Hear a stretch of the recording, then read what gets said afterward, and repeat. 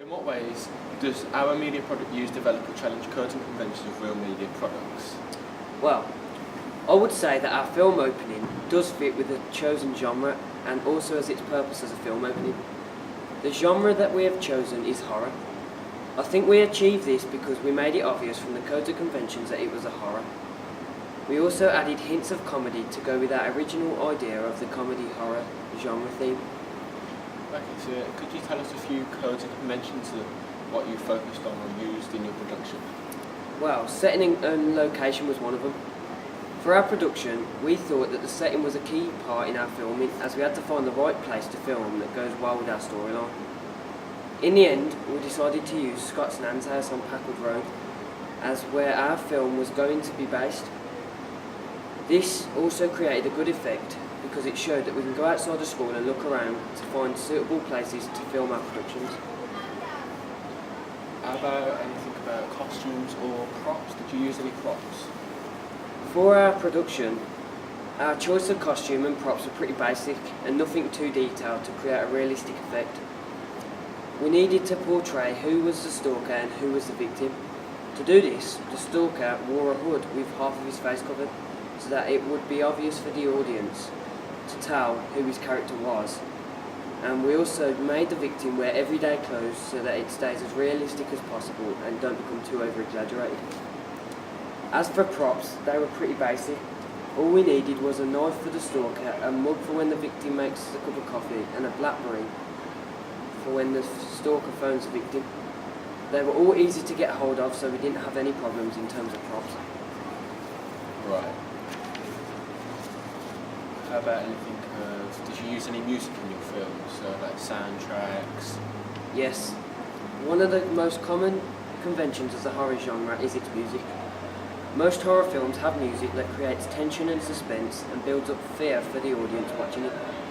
I think that we successfully achieved that in our production, as the music we used did create the tension so that the audience was tense and therefore makes them carry on wanting to watch it.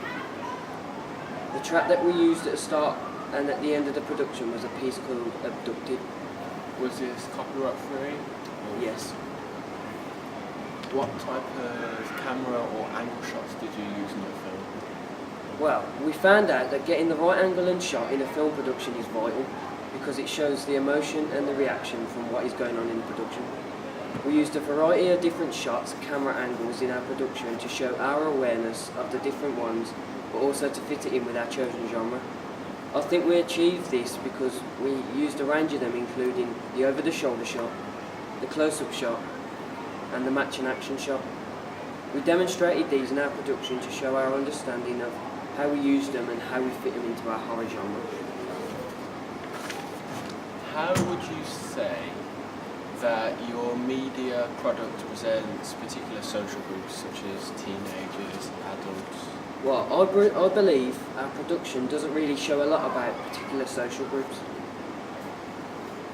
It is really based on the age of the audience that we want it to be aimed at, which is 15s.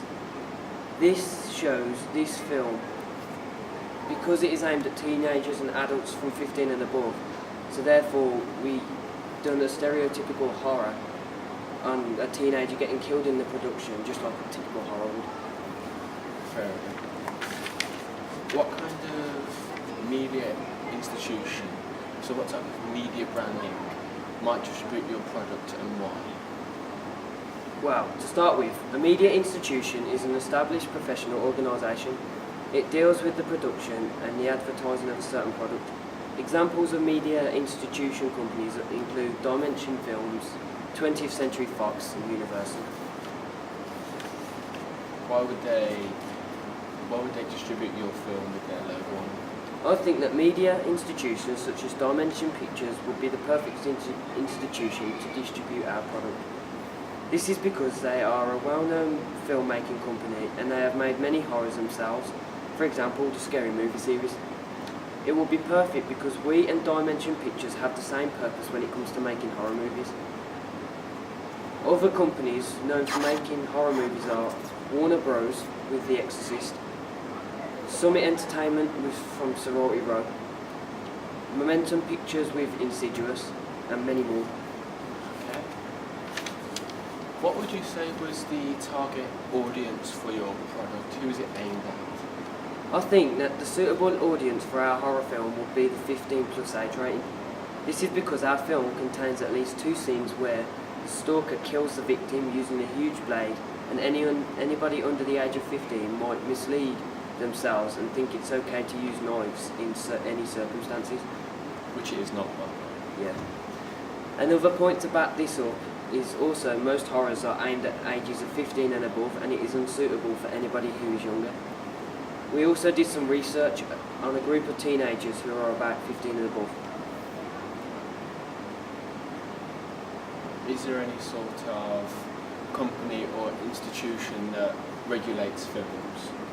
Well, yeah, there is the British Board of Film Classification, and they are the people who determine if a film is suitable for a certain age group due to what the film is about and what it contains.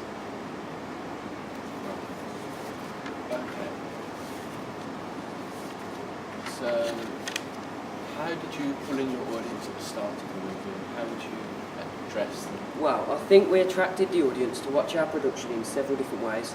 One example of this was the choice of music at the start and at the end of the production, with the added bit of the heartbeat. The music created tension in the scenes so that it kept the audience on edge and made them want to continue watching the rest of the piece. Another example of this was the storyline. This is because the storyline engages the viewer into believing what is happening in the production is real, and therefore keeping them intrigued to know what happens after the ending of the film opening. Okay. And the final example I can give of this is the shots and angles. We used a variety of them to help engage the audience more into the production and draw them in enough to make them feel like they are actually in the scene themselves. Some of the shots which engaged the audience the most was the over-the-shoulder shots and the match and action shot. Okay, very good. What would you say that you have learned from using the technical aspect of media? What would you have learned? Well, during the film process, we are very fortunate to be able to use some very impressive technology to help us complete this. We had access to a Mac suite which had some very helpful programs to help us complete our editing side of the film production, but we also had access to some high definition filming cameras. For our editing side, where we use the Apple Macs, we mainly used a program called Final Cut Express.